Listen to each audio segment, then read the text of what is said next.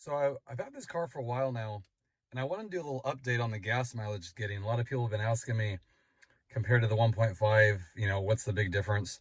So my 1.5, if you guys remember, I would average about 27, 28, and I drive mainly city, so that's why, the highway can get high 30s, but I don't really drive that way a whole lot. So I want to do a little comparison because I'm driving the same exact way with this car. And I want to show you guys the mileage I'm getting so far.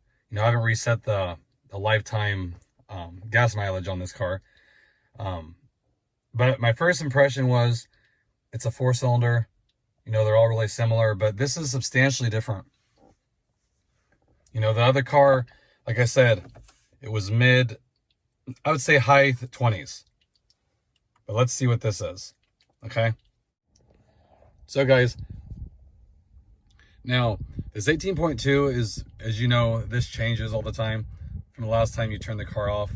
So when I turn the car on, this will change. This will go away, and then it tracks it for each drive you do. But this is what I wanted to show you guys right here. The 20.1. Okay, that I haven't changed since I got the car. Like I said, the other one was high 20s. So it is substantially different. Now, like I said, some of that could be because I'm putting my foot in it more, which I am. But I mean, if any of you guys out there, I would say in real world testing, like driving, I would say it's about 6 to 7 miles per gallon less. So it is substantial. Like our Pilot that we have is getting about that. So you figure a bigger car, V6. So this thing's not impressive as far as miles per gallon. Now I don't drive a lot, as you guys probably already know if you follow me. So it's not a huge deal to me. But if you guys are gonna look at this car, the 2.0, and you commute a lot, you'll probably spend quite a bit more in gas, believe it or not. It'd be comparable to like the past generation getting a 4-cylinder in the V6. It's about 6 to 8, I would say. So that kind of surprised me. Like I said, nothing detrimental to me, but for a little 2.0, it's not a big displacement. It's not really impressive. So a lot of you guys, like I said, have been asking, and I wanted to give it some months to actually just do my normal driving and see. But so it is substantially less. Now, as the car breaks in, it'll get a little bit better, but I'm not predicting like a huge number here. So now, is it worth it?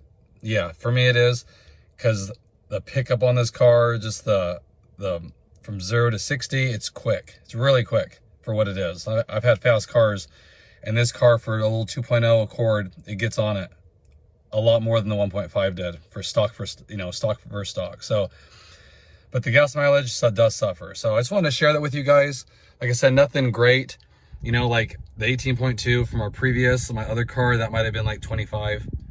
So now if you guys drive highway a lot, it's not as big of a difference, because this car is capable of like 33, and I think my 1.5 was like 36. So that's not as bad. If you guys are doing long distance, it might not be as bad, but short distance, it's pretty bad. I mean, this right here said 19.8, I think. It finally came up.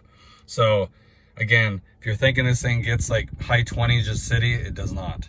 Unless you have it on eco mode and baby it, then it's kind of the fact that you might as well get the 1.5 then. So it depends what you guys are looking at.